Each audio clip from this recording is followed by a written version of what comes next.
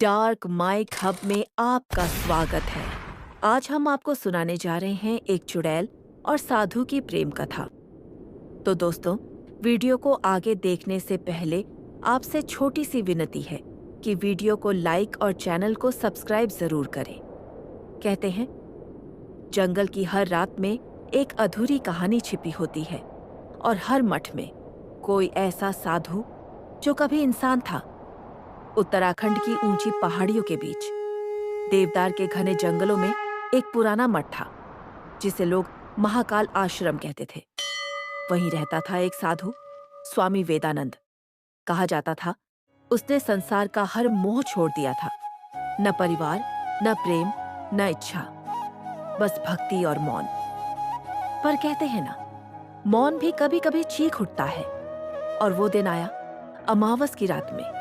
उस रात आसमान पूरी तरह काला था, हवा ठंडी थी और मठ के पीछे बहती नदी उफान पर थी। स्वामी ध्यान में बैठे थे कि तभी उन्हें किसी के रोने की आवाज सुनाई दी। धीरे धीरे वह आवाज पास आने लगी, जैसे कोई स्त्री अंधेरे में भटकती हुई चल रही हो। स्वामी ने आंखें खोलीं और कहा, कौन है वहां? पर जवाब नहीं मिला, सिर्फ कदमों की हल्की आहट। उन्होंने दीपक उठाया और सामने देखा एक स्त्री खड़ी थी, भीगी हुई, चेहरे पर उदासी, पर आंखों में अजीब सी चमक। वह बोली, मुझे माफ करें स्वामी, मैं रास्ता भटक गई हूं। गांव वाले मुझे स्वीकार नहीं करते। स्वामी ने कहा, यह जगह सुरक्षित नहीं है देवी, मठ में प्रवेश करो। वह चुपचाप अंदर चली आई। उसका नाम था मायना। दिन बीतते गए। मायना हर रात मठ के बाहर आने लगी। कभी फूल चढ़ाती, कभी शांत बैठी रहती। स्वामी सोचते, कौन है यह स्त्री जो मेरे मन में हलचल जगा रही है? एक रात उन्होंने उससे पूछा, तुम रोज यहाँ क्यों आती हो मायना? मायना मुस्कुराई और बोली, क्योंकि तुम्हारे पास शांति है और मुझे मुक्ति चाहिए। स्वामी ने कहा, मुक्ति किससे? मायना बोली, अपने ही अस्तित्व से। उसकी आंखों में गहराई थी और दीपक की लौ उसके पास पहुंचते ही बुझ गई। स्वामी का हृदय कांप उठा। उन्हें एहसास हुआ, यह कोई साधारण स्त्री नहीं। एक रात जब हवा तेज चल रही थी, मायना ने स्वयं कहा, स्वामी, अब मैं सच बताती हूँ, मैं इंसान नहीं हूँ। 7 साल पहले इसी गांव में मेरा विवाह हुआ था। पति ने मेरी निष्ठा पर शक कर मुझे जला दिया। शरीर भस्म हो गया, पर आत्मा भटकती रही जब तक मैंने तुम्हारी साधना की अग्नि नहीं देखी।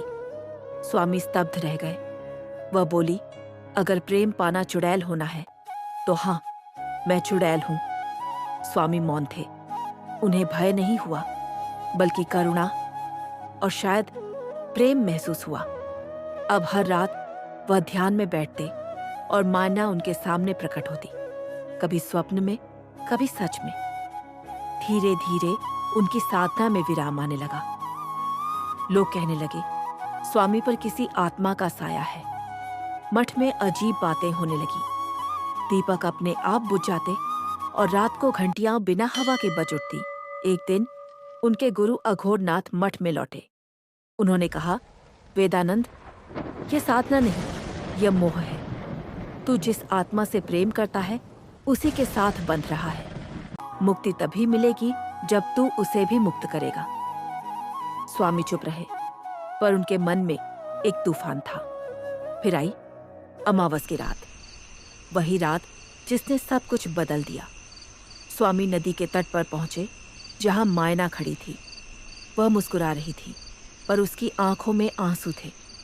वह बोली, आज मुझे रोकना मत स्वामी, आज मेरी आत्मा मुक्त होगी, पर तुम वचन दो, अगला जन्म मेरा होगा। स्वामी ने कहा, यदि अगला जन्म है मायना, तो तेरा होगा। तभी आसमान में बिजली कड़की, हवा तेज हुई, नदी की लहरें ऊंची उठी और दीपक बुझ गया। जब रोशनी लौटी, मायना वहां नहीं थी, सिर्फ नदी की लहरें और एक हल्की हंसी जो धीरे धीरे हवा में खो गई। सुबह शिष्य मठ पहुंचे। उन्होंने देखा स्वामी ध्यान मुद्रा में बैठे हैं, पर अब उनमें जीवन नहीं था। चेहरे पर शांति थी, जैसे किसी ने सदियों की पीड़ा छोड़ दी हो।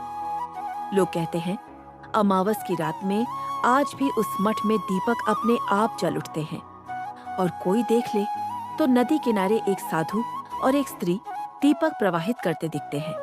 कहते हैं वो है स्वामी वेदानंद और मायना, जिनका प्रेम अब भी अधूरी आरती की तरह हवाओं में गूंजता है। कभी मुक्ति प्रेम में छिपी होती है और कभी प्रेम ही मुक्ति बन जाता है। दोस्तों, अगर कहानी पसंद आई हो तो वीडियो को लाइक और चैनल को सब्सक्राइब जरूर करें।